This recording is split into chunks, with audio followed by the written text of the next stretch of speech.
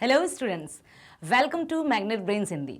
मैं लाली वर्मा फिर से आप सभी प्यारे प्यारे विद्यार्थियों का मैग्नेट ब्रेन्स के हिंदी मीडियम चैनल पर बहुत बहुत स्वागत करती हूं और साथ ही ये आशा भी करती हूं, प्रार्थना भी करती हूं कि आप सभी जहां भी होंगे स्वस्थ होंगे, खुश होंगे, प्रसन्नचित होकर अपने सभी कार्य कर रहे होंगे और साथ ही साथ अपने आप का ख्याल भी रख रहे होंगे, अपने स्वास्थ्य को विशेष ध्यान देते हुए नियमित दिनचर्या का पालन कर रहे होंगे।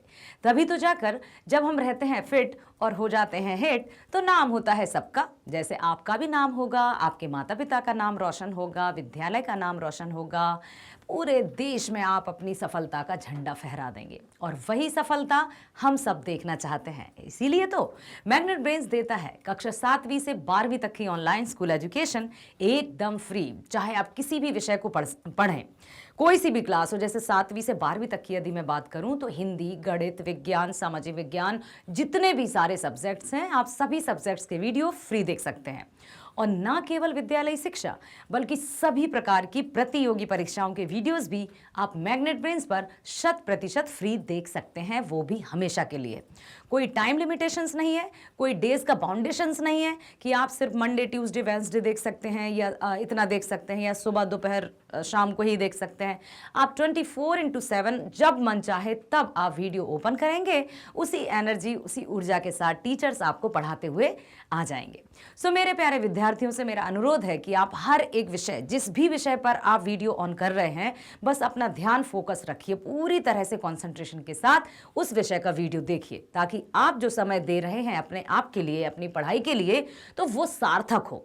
ऐसा नहीं है कि हम कोई भी काम कर रहे हो और हम वीडियो भी देखना चाहते हैं, हम खाना भी खा रहे हैं, हम दूसरी बातों पर ध्यान भी दे रहे हैं, तो ना तो ये काम अच्छे से हो पाता है ना वो काम अच्छे से होता है। तभी तो हमारे बड़े बुजुर्ग कह जाते हैं ना कि आधी छोड़ पूरी को धावे, आधी मिले ना पूरी पावे।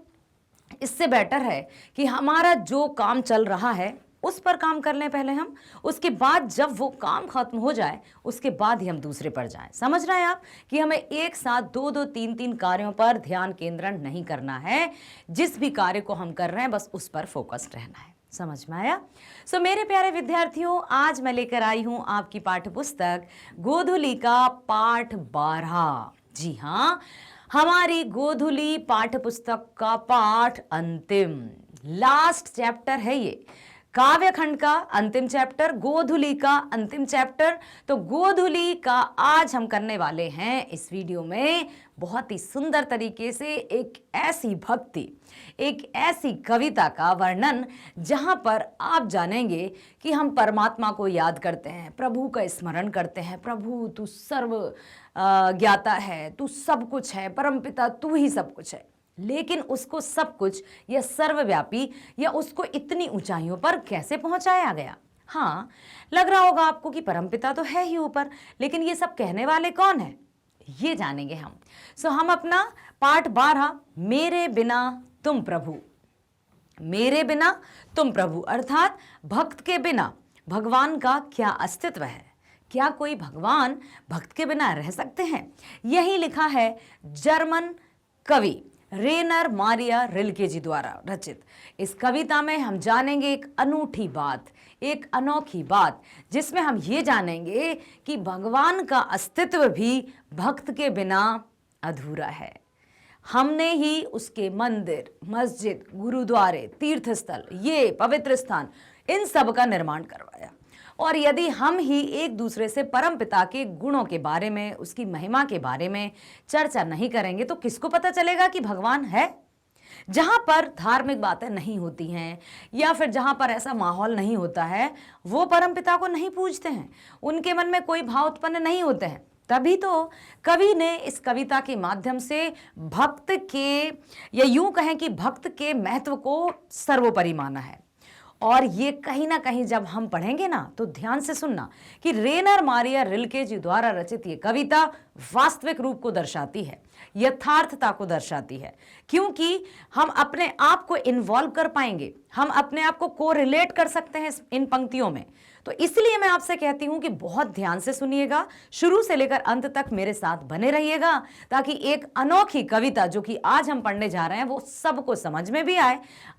जैसे कि देखिए, जनरेशन टू जनरेशन कुछ कुछ परिवर्तन आते रहते हैं, जैसे कि भक्ति में, शक्ति में, पढ़ाई में, काम में, हर एक बात में। तभी तो कहते हैं ना जनरेशन गैप है या कम्युनिकेशन गैप है। यहाँ क्या हो जाता है, इसके बाद भी आप भी अपने आप को इससे कनेक्टेड पाएंगे यदि आपने ध्यान दिया। सो प्लीज ध्यान दीजिए ताकि आपको एक एक शब्द, एक एक कथन, एक एक पंक्ति सही, जो भी वो कहना चाहते हैं वो सही से समझ में आ सके। ठीक है, तो सबसे पहले तो हम चलेंगे रेनर मारिया रिल्के जी के जीवन परिचय की ओर, कि उन्होंने जो कविता की रचना की है मेरे बिना तुम प्रभु, उसमें वे क्या जताना चाहते हैं।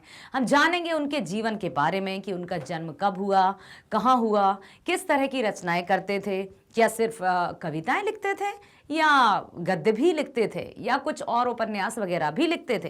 इन सब को जानेंगे हम इनके कवि परिचय में। ठीक है, कवि परिचय के बाद हम चलेंगे कविता की व्याख्या पर। व्याख्या जानने से पहले हम संपूर्ण कविता के सार को जानेंगे, उसके निचोड़ को जानेंगे कि कवि अपनी कविता के माध्यम से क्या बताने की कोशिश कर रहे हैं।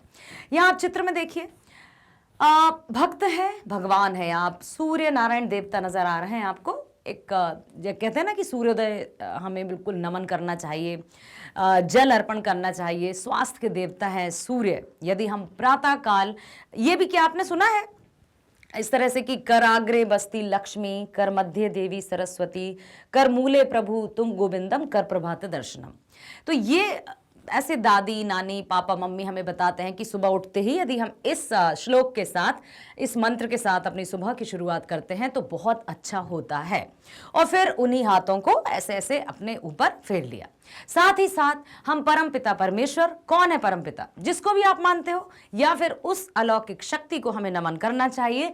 आसमान की तरफ देखकर परमपिता को, चाहे आप ईश्वर को मानते हैं, अल्लाह को मानते हैं, जिसको भी मानते हैं, उसको धन्यवाद देना है कि उसने हमारे जीवन में एक और दिवस जोड़ा, इतनी प्यारी सुबह हमें फिर से देखने का अवसर दिया, इतना प्यारा परिवार। सबके लिए एक एक बात कहकर धन्यवाद दीजिए। ऐसा नहीं कि सबके लिए धन्यवाद प्रभु, सबके लिए कोटि कोटि, नहीं, क्या सब बातें आप बताइए कि एक सुबह देने के लिए धन्यवाद, इतना प्यारा परिवार देने के लिए धन्यवाद, माता पिता देने के लिए धन्यवाद, सुख सुविधा देने के लिए धन्यवाद, भोजन, अन्न, जल, पानी, हवा, सब कुछ देने के लिए धन्यवाद, मैं जो कार्य कर रहा हूं उसके लिए ऊर्जा देने के लिए धन्यवाद। सभी बातों को शामिल करते हुए हर दिन यदि हम नियम बनाते हैं और कम से कम दिन में 3 बार यदि हम ऊपर आकाश की तरफ देखकर नमन करते हैं तो इसका सकारात्मक प्रभाव पड़ता ही है।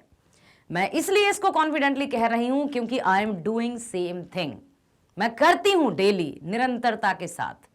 ठीक है, तो ये मतलब 2-4 मिनट क्या हम उसकी स्मरण में नहीं दे सकते? यूं तो हम कहते समय नहीं है, समय नहीं है, समय नहीं है। समय सबके पास है भैया, 24 घंटे का समय है। जो सफलता की ऊंचाइयों तक पहुंच गए उनके पास भी 24 घंटे का समय है, जो वहीं पर रह गए हैं उनके पास भी 24 घंटे है। ठीक है, सबके पास समान है। अब ये निर्भर हम पर करता है कि हम उस समय को किस तरीके से बिताते हैं। तो भगवान की महत्ता को भक्त ने ही बनाया है, भगवान के बखान को, भगवान की कृपा को कि प्रभु ऐसे हैं तो ये है, वो किसने बताया? भक्त ने। इसलिए कवि ने यहां पर बिल्कुल अपनी कविता का शीर्षक दिया है मेरे बिना तुम प्रभु। मतलब तुम क्या करोगे यदि मैं नहीं रहूंगा तो, अर्थात यदि भक्त नहीं होंगे तो ईश्वर का क्या अस्तित्व। आइए सबसे पहले हम जानते हैं कवि परिचय के बारे में। रेनर मारिया रिल्के जी को धन्यवाद देते हैं और हम हिंदी के हर एक साहित्यकार को नमन करते हैं, धन्यवाद देते हैं, जिन्होंने अपनी न केवल हिंदी बल्कि अन्य भाषाओं के कवियों को भी हम हृदय से धन्यवाद देते हैं, क्योंकि उनकी कविताओं का रूपांतरण किया गया, अनुवाद किया गया हिंदी भाषा में, जो कि ऐसा लगा, हमारे जो शिक्षाविद हैं उनको ऐसा महसूस हुआ कि ये कविताएं हिंदी में भी होनी चाहिए। तो इनका मतलब जो है वो इम्पोर्टेंस और अधिक हो जाता है कि अन्य भाषाओं की कविता को हिंदी भाषा में लाना और हिंदी भाषा में हमारे पाठ्यक्रम में शामिल करना, ये बहुत बड़ी बात है। ठीक है, सो जानते हैं कवि के बारे में। नाम याद रखिएगा, मेरे बिना तुम प्रभु के कवि हैं रेनर मारिया रिल्के। कवि परिचय।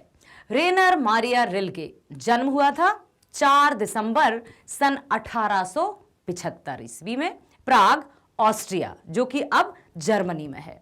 मृत्यु हुई 29 दिसंबर सन 1936 में। ठीक है, पिता थे जोसेफ रिल्के, माता थी सोफिया। इनकी शिक्षा दीक्षा अनेक बाधाओं को पार करते हुए हुई। इन्होंने प्राग और म्यूनिख विश्वविद्यालय में शिक्षा पाई। जैसा कि प्राग जन्म स्थान दिया ही है उनका, ठीक है, तो उन्होंने वहीं पर शिक्षा प्राप्त की। संगीत, सिनेमा आदि में इनकी गहरी पैठ थी। मतलब लेखक, कवि, रचनाकार तो थे ही, साथ ही साथ संगीत और सिनेमा में भी काफी पैठ थी, मतलब काफी कुशल थे ये। प्रमुख रचनाओं के बारे में जानते हैं। कविता संकलन, इसका मतलब यदि कविता संकलन सेपरेट दी हैं तो कहानी भी होंगी। मतलब ना केवल ये कविताएं लिखते थे बल्कि गद्य साहित्य में भी इनकी रुचि थी। प्रमुख कविता संकलन है लाइफ एंड सॉन्ग्स, आप देख सकते हैं जीवन एवं गीत, ठीक है, क्योंकि संगीत में भी इनकी अच्छी खासी पैठ थी। लॉरेंस सैक्रिफाइस, एडवेंट आदि। कहानी संग्रह है टेल्स ऑफ ऑलमाइटी। उपन्यास है the notebook of Malte Laurids bridge.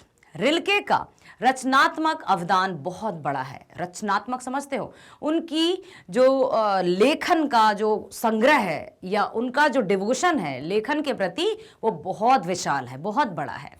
इन्होंने आधुनिक यूरोप के साहित्य को अपने गहरे भावबोध तथा संवेदनात्मक भाषा और शिल्प से काफी प्रभावित किया।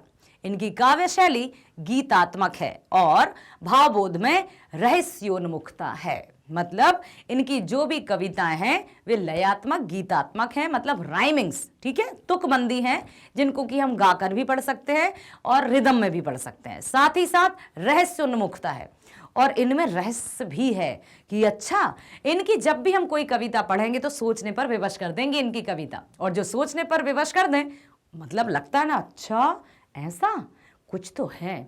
कब सोचता है व्यक्ति? जब वो पूरी तरह से कनेक्टेड हो जाता है और उसको मतलब लगता है कि ऐसा कैसे हो सकता है, मतलब इसमें रहस्य है, कुछ तो मिस्ट्री है। तो इनकी कविताओं में वो है। अब देखेंगे और आगे क्या है।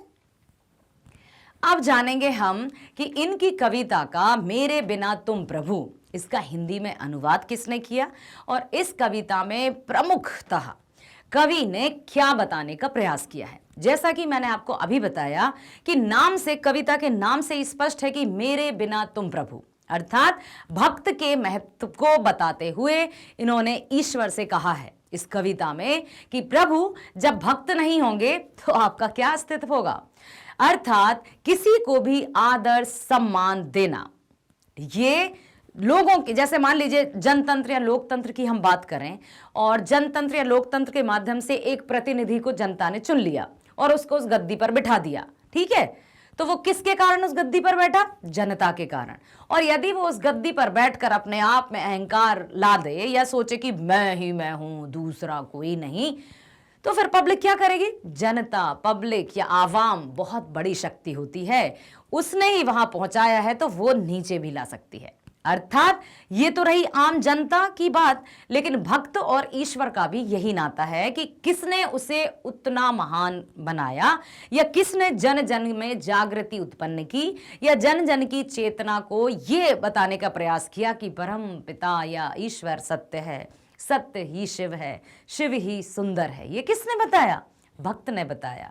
इसलिए यहां पर भक्त की महत्व को बताते हुए कवि ने एक अनोखे टॉपिक के साथ, अनोखे शीर्षक के साथ भगवान और भक्त के रिश्ते को बताया है, संबंध के महत्व को बताया है। ठीक है, आइए देखते हैं कि इसने कौन कवि हैं जिन्होंने इसका अनुवाद किया।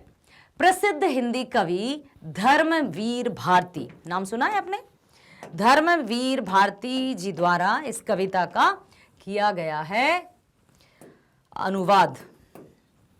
धर्मवीर भारती, प्रसिद्ध हिंदी कवि धर्मवीर भारती द्वारा भाषांतरित इस महान जन कवि, महान जन, देखिए महान जन कवि की कविता यहां प्रस्तुत है। कवि को महान की उपाधि दी गई है, महान, महात्मा, है ना। हर किसी व्यक्ति को महान नहीं कहा जा सकता, ठीक है। तो यहां पर कवि ने अपनी रचनाओं के माध्यम से एक ऐसी आइडेंटिटी प्राप्त की जो कि सामान्य नहीं है, जो कि साधारण नहीं है, अर्थात साधारण से असाधारण होने का सफर तय किया कवि ने। ठीक है, यह कविता विश्व कविता के भाषांतरित संकलन देशांतर से ली गई है। विश्व कविता मतलब संपूर्ण विश्व की कविताओं का जो संकलन होता है, जो कंपाइल्ड होती हैं, ठीक है, संपूर्ण विश्व की जो बेस्ट बेस्ट बेस्ट बेस्ट सबसे अच्छी कविताएं हैं उनको एक उसमें संकलित कर दिया जाता है, एक उसमें वे संग्रहित कलेक्ट की जाती हैं। तो उन्हीं में से इस कविता को लिया गया है, जो कि जिसका नाम है विश्व कविता का संग्रह का नाम क्या है, देशांतर। ओके, उसी में से इस कविता को लिया है। रिल्के का आधुनिक विश्व कविता पर प्रभाव बताया गया है कि आधुनिक विश्व कविता पर मतलब कि आज जो वर्तमान की स्थिति है उसमें किस तरह से रचना की जाती है, या व्यक्ति की सोच या भक्त और भगवान के बीच का जो संबंध है उसको बताया है। रेनर मारिया रिल्के ईसाई कवियों जैसी पवित्र आस्था के आस्तिक कवि थे, बिल्कुल स्पष्ट रूप दिखाई दे रहा है। आपको ये तो पता ही होगा ना, आस्तिक और नास्तिक किसे कहते हैं? ईश्वर को मानने वाले को आस्तिक कहते हैं और ईश्वर को ना मानने वाले को नास्तिक कहते हैं। तो कवि कैसे थे? आस्तिक प्रवृत्ति के, जिसके मन में आस्था हो, श्रद्धा हो, ठीक है, वो आस्तिक कहलाता है। जिनकी कविता में रहस्यवाद के आधुनिक स्वर सुने जाते हैं। रहस्यवाद के आधुनिक स्वर मतलब उनकी कविताओं में रहस्य तो रहता ही है, और वो रहस्य भी कैसा है? ऐसा नहीं कि कोई भूत या हवेली या 2 गज जमीन के नीचे, ऐसा कुछ नहीं है।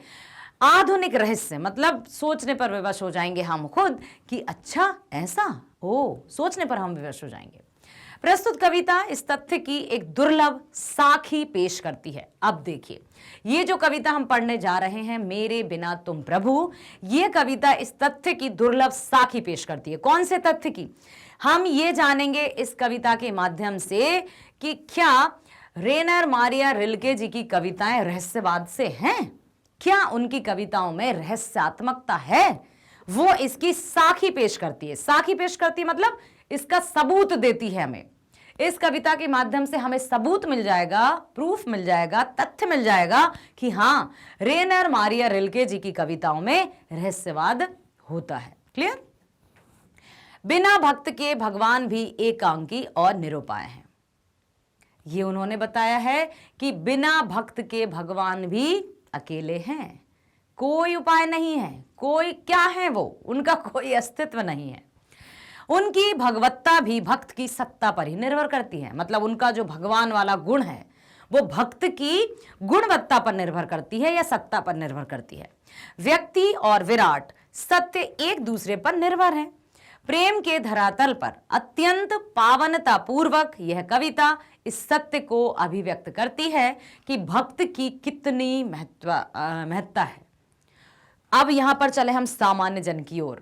जैसे मान लीजिए हम एक समूह में हैं, हम समूह के लीडर हैं या हमारे समूह में और कोई लीडर है और हम उसको बहुत रिस्पेक्ट देते हैं, सभी उसका सम्मान करते हैं। कोई नया भी हमारे ग्रुप में आ गया, समूह में आ गया, तो हमने उससे भी कहा कि वो बहुत अच्छे हैं, हमें उनका रिस्पेक्ट करना चाहिए।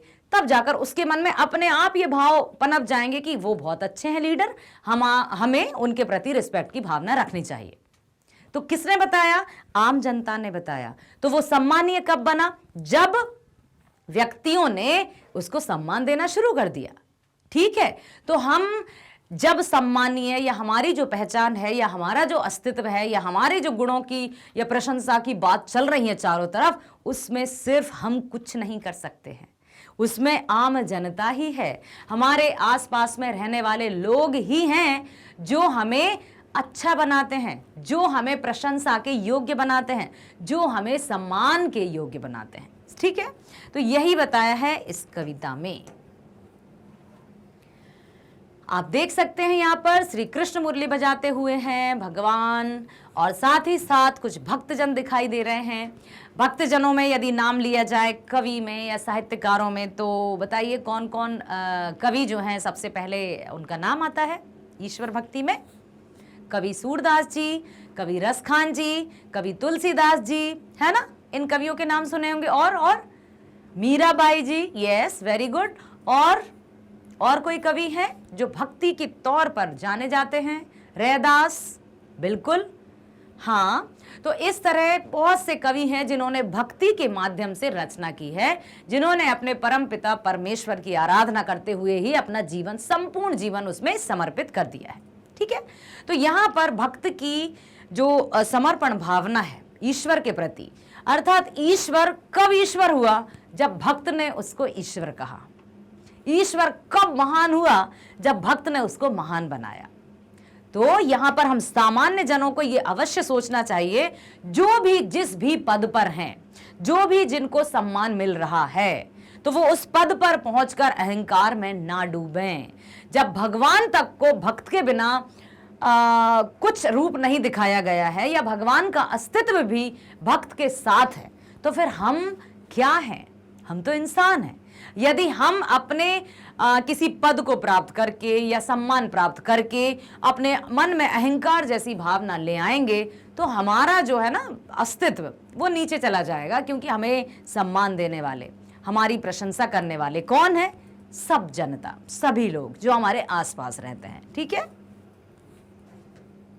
चलिए अब यहाँ पर आप सुनिएगा ध्यान से इस कविता में, जैसे कि अभी मैंने संपूर्ण सार बता ही दिया है, अब एक बार मैं पढ़ देती हूँ कि प्रस्तुत कविता मेरे बिना तुम प्रभु धर्मवारती जी के द्वारा हिंदी भाषा में अनुवादित एक जर्मन कविता है, क्योंकि रेनर मारिया रिल्के जी जर्मन के कवि थे।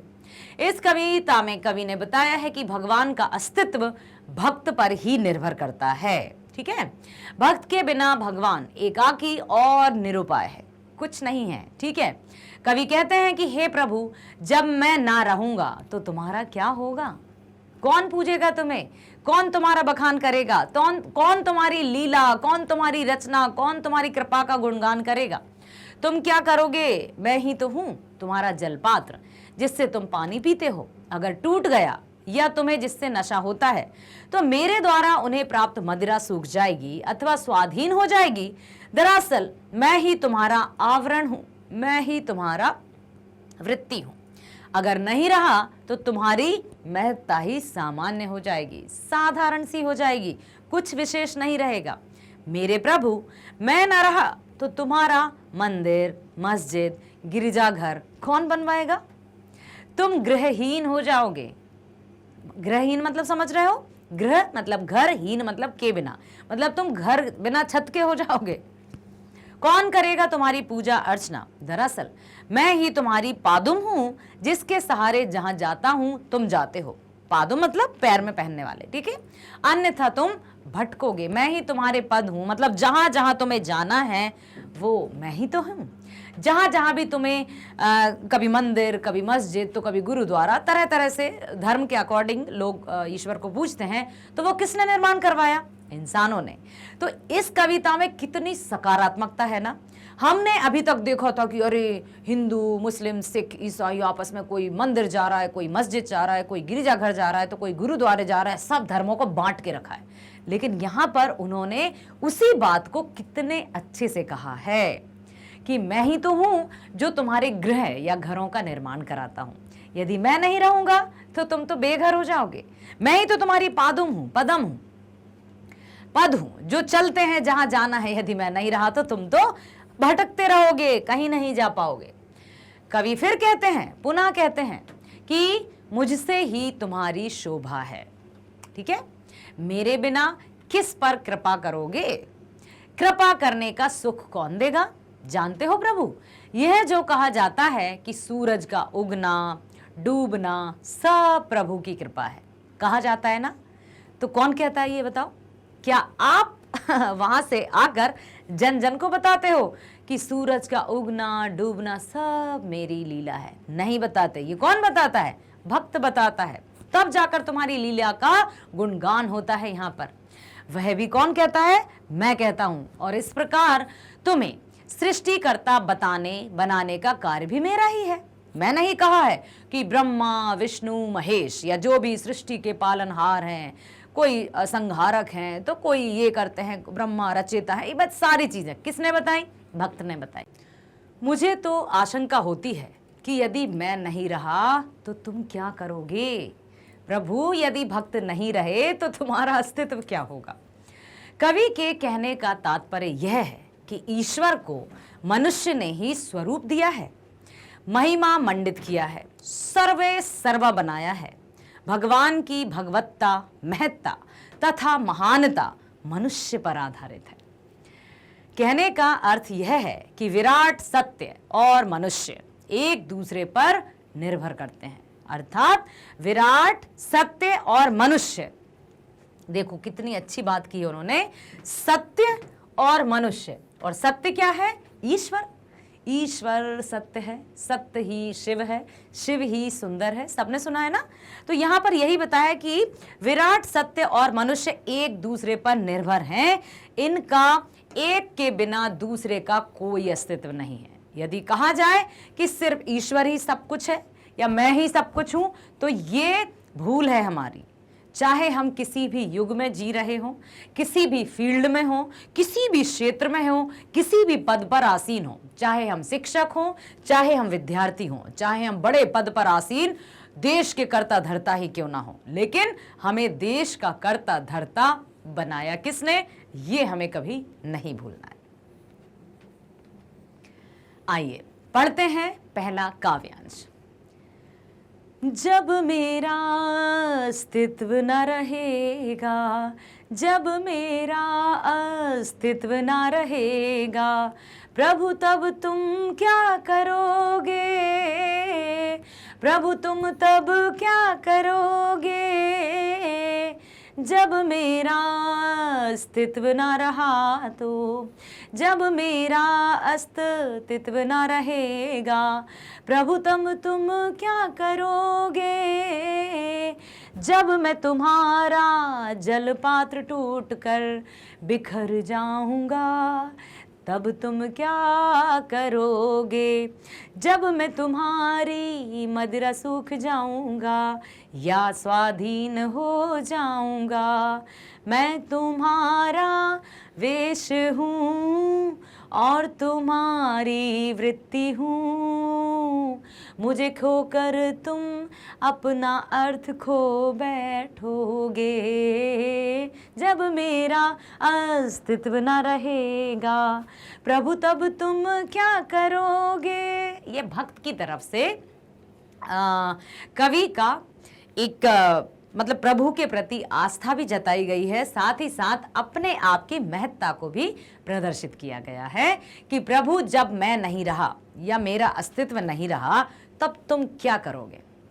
अर्थात एक तरफ हम कहते हैं तेरे हवाले है ओ नाथ, ये जिंदगी है तेरे हवाले, तेरी पूजा करूं, मतलब तू मुझ पर कृपा कर दे, तेरी पूजा करूं, तेरे दर्शन करूं, सब कुछ तू ही है परमपिता।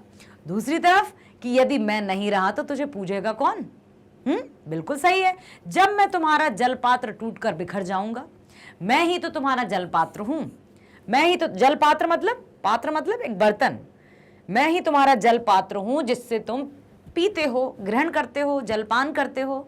यदि वो जलपात्र ही टूट गया, बिखर गया, तब तुम कैसे कर पाओगे।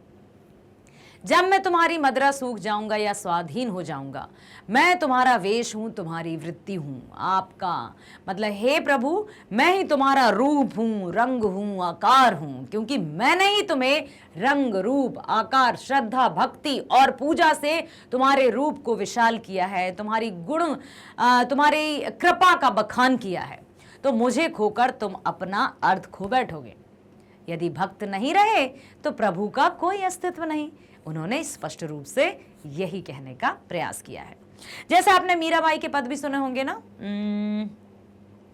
ऐसी लागी लगन मीरा हो गई मगन, वो तो गली गली हरि गुण गाने लगी, महलों में पली बन के जोगन चली, मीरा रानी दीवानी कहाने लगी, ऐसी लागी लगन, है ना। तो भक्त और प्रभु का जो रिश्ता है वो बहुत अटूट है, वो बहुत गहरा है।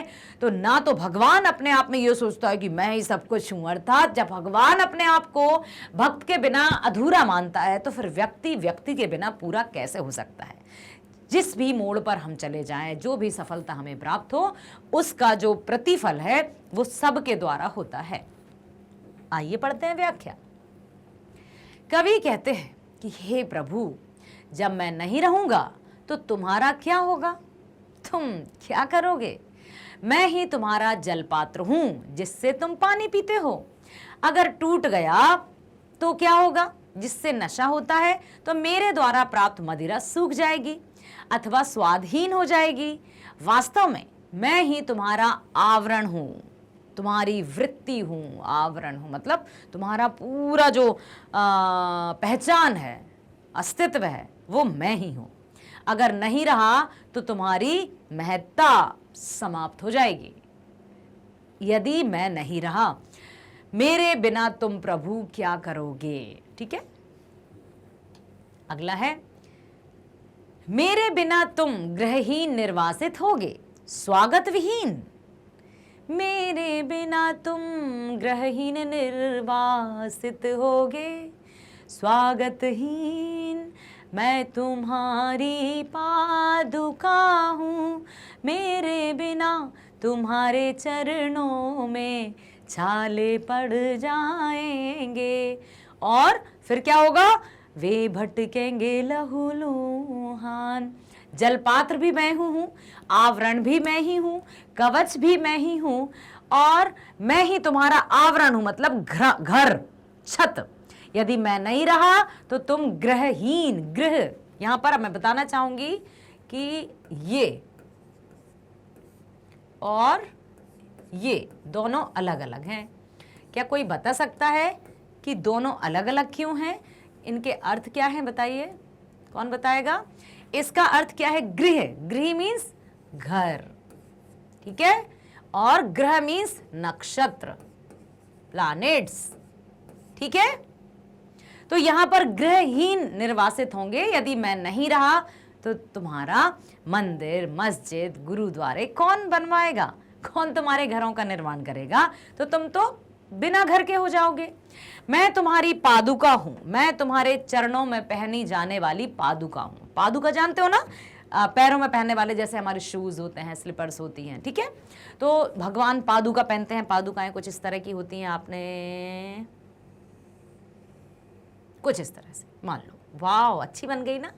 अरे वाह, मैंने तो बहुत अच्छी बनाई। तो इस तरह से कुछ पादुकाएं हैं।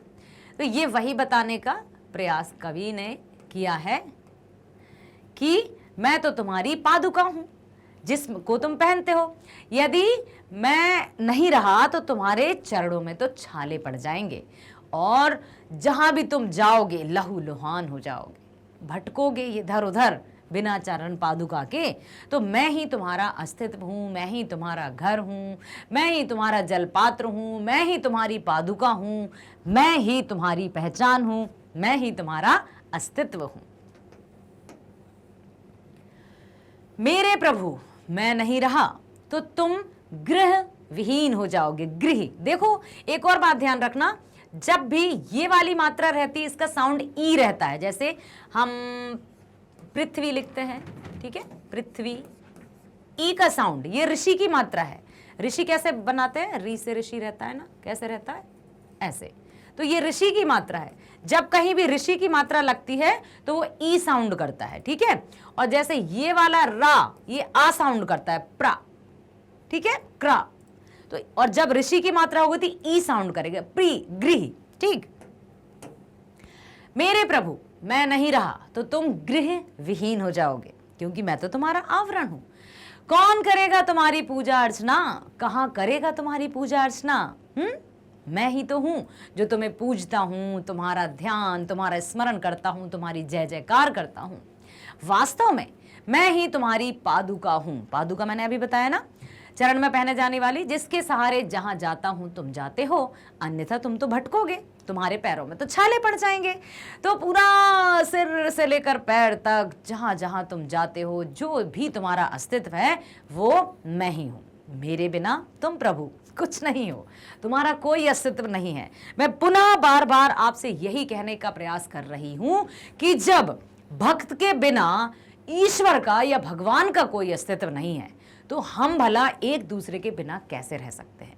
तो जहां कहीं भी हमें मान सम्मान प्राप्त होता है वो बहुत धैर्यपूर्वक संयम के साथ ग्रहण करना चाहिए और आसपास जो भी हमारे अपने हैं उनको हृदय से धन्यवाद देना चाहिए, कृतज्ञ रहना चाहिए। कभी भी कहते हैं ना कि दूसरों तक पहुंचाने के लिए अपनी आवाज को ऊंचा मत करो, आवाज नीचे। दूसरों को सुनाने के लिए अपनी आवाज ऊंची मत करो, बल्कि अपने व्यक्तित्व को ऊंचा करो कि लोग आपकी आवाज सुनने के लिए तरसें।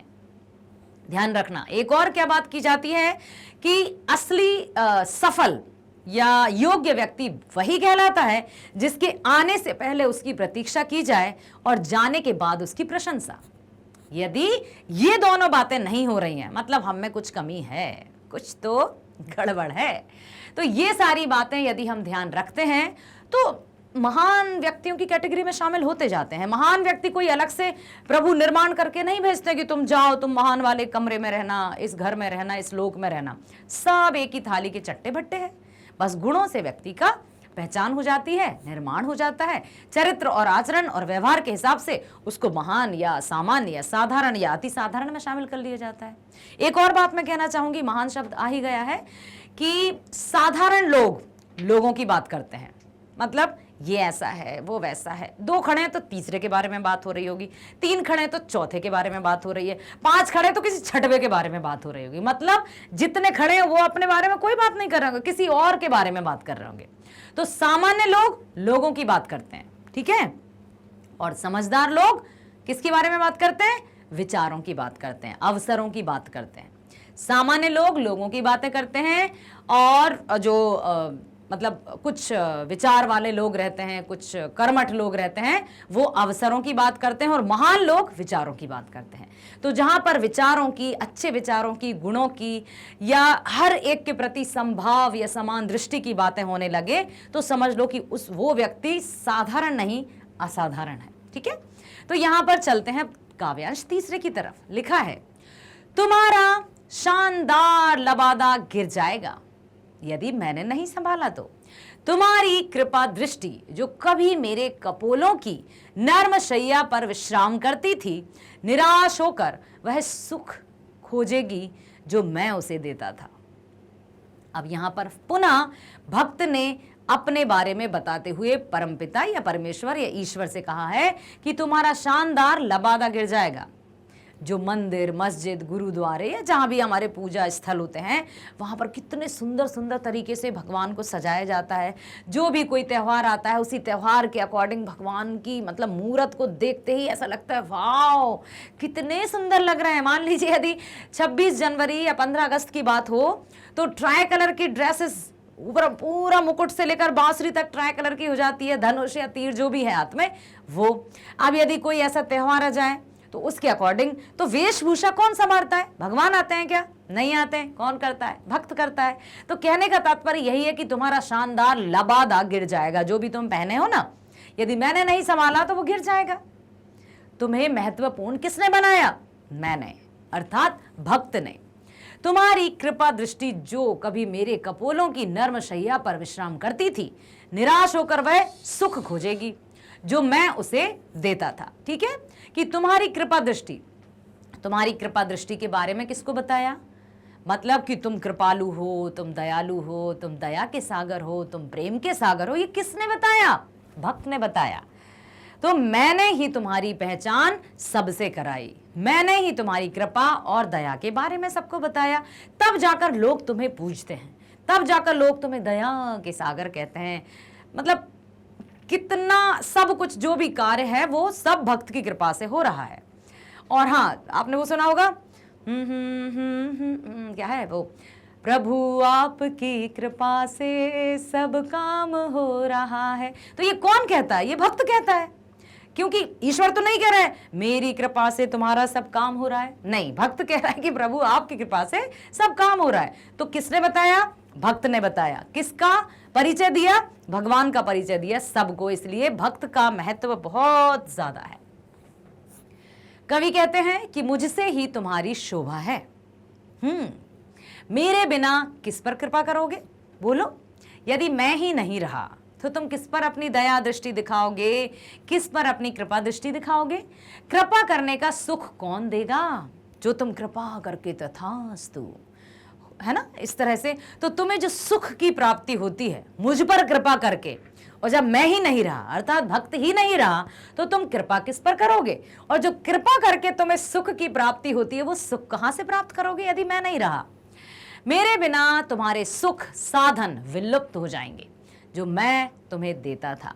ठीक है, तो यहां पर कवि ने एक बहुत सुंदर, एक बहुत ही अच्छे शीर्षक पर, एक बहुत ही सुंदर टॉपिक पर रचना की है, जो कि संभवतः अभी तक हमने इनके अलावा और किसी साहित्यकार का या साहित्यकारों की रचनाओं में ये नहीं देखा था।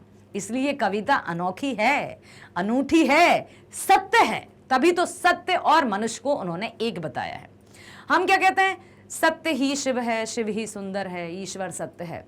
लेकिन यहां पर सत्य और मनुष्य को भी एक बताया है कि सत्य कब सत्य हुआ? जब मनुष्य ने कहा कि यही सत्य है, अर्थात ये ईश्वर है। ये किसने कहा? भक्त ने कहा। तब जाकर उसकी पहचान सबसे हुई। नेक्स्ट है, दूर की चट्टानों की ठंडी गोद में, दूर की चट्टानों की ठंडी गोद में सूर्यास्त के रंगों में घुलने का सुख। प्रभु प्रभु मुझे आशंका होती है, मेरे बिना तुम क्या करोगे? यदि मैं नहीं रहा, यदि भक्त नहीं रहा तो तुम्हारा क्या अस्तित्व होगा? तुम तो कुछ नहीं कर पाओगे। जैसे सूर्योदय, सूर्यास्त, ये सारी जो बातें की जा रही हैं, दूर की चट्टानों की ठंडी गोद में सूर्यास्त के रंगों में घुलने का सुख। जैसे कि अब अरे सूर्योदय, जैसे अभी मैंने आपको बताया ना कि प्रातः काल उठते ही सूर्य को नमन करें। किसने बताया सूर्य को नमन करें? हमारे अपनों ने। ठीक है, तो उन्हें किसने बताया? उन्हें भी उनके अपनों ने बताया होगा। तो हमने किसको महान बता दिया? सूर्य देवता को। यदि हम नहीं बताते तो सूर्य क्या है? प्लैनेट है। हाँ, तो ये जो शक्तियां हैं, वैज्ञानिक दृष्टि से देखो या आध्यात्मिक दृष्टि से देखो, हैं तो वो शक्तिमान, है तो वो पावरफुल, लेकिन वो किस तरह से अपने आप के अस्तित्व को बनाकर रखती हैं या एक दूसरे का जो अस्तित्व है वो इंटरडिपेंडेंट होता है, वो भी निर्भर करता है। ठीक है, तो किसी भी को महान बनाना, किसी को सम्मानीय बनाना, ये भी सबका ही दिया हुआ होता है। ठीक है, अब सुनिए ध्यान से। कवि कहते हैं कि जब मैं नहीं रहूंगा तो संध्याकालीन अस्त होते सूर्य की सुंदर लालिमा का वर्णन आखिर कौन करेगा? क्योंकि उस समय सारा वन प्रांत सूर्य की बिखर रही लाल लाल किरणों के संयोग से अद्भुत प्रतीत होता है। अद्भुत, बहुत सुंदर। कहते हैं ना, अरे भाई वहां पर जाकर देखो सनसेट का व्यू, मजा आ जाता है, देखते ही बनता है। जैसे मध्य प्रदेश में एक बहुत ही अच्छा पर्यटक स्थल है पचमढ़ी, है ना, पंचमढ़ी सुना है? तो वहां पर आप जाएंगे तो बहुत ही सुंदर सुंदर ऐसे सनसेट का, तो सनराइज का बहुत अच्छे दृश्य हैं, वाकई में लुभावने दृश्य हैं, बहुत सुंदर। तो ये जो है सब कौन कौन कहता है कि ये सुंदर है, ये अच्छा है, ये बहुत अच्छा है? किसने बताया? हम सब ने आपस में। तो उसकी महत्ता को, उसके इंपॉर्टेंस को एक दूसरे ने बताया, तब किसी को ये पता चली ना। ठीक है, तो यहां पर यही है कि वो अद्भुत प्रतीत होता है। इसलिए कवि को आशंका होती है कि मैं नहीं रहा तो तुम क्या करोगे?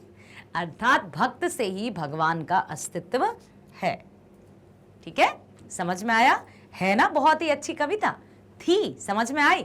Very nice. इसी तरह से हर एक कविता, हर एक कहानी को मैं मैग्नेट ब्रेन्स के माध्यम से आप तक पहुंचाती रहूंगी। मैग्नेट ब्रेन्स जो कक्षा 7वीं से 12वीं तक की ऑनलाइन स्कूल एजुकेशन 100% फ्री देता है, और साथ ही साथ सभी प्रकार की प्रतियोगी परीक्षाओं के वीडियोस भी आप सभी होनहार, कर्मठ, लगनशील, समर्पित विद्यार्थियों को 100% फ्री प्रोवाइड करता है। अब आपको ये तो पता चली गया होगा ना कि किस तरह से हमें जाना है मैग्नेट ब्रेन्स पर। आप बड़े स्मार्ट हैं, फिर भी एक बार मैं बता दूं कि you just type Magnet Brains if you want to see English medium. ठीक है, तो you just type Magnet Brains जो भी आपको सब्जेक्ट, और यदि हिंदी मीडियम में जाना है तो आप टाइप कीजिए मैग्नेट ब्रेन्स हिंदी।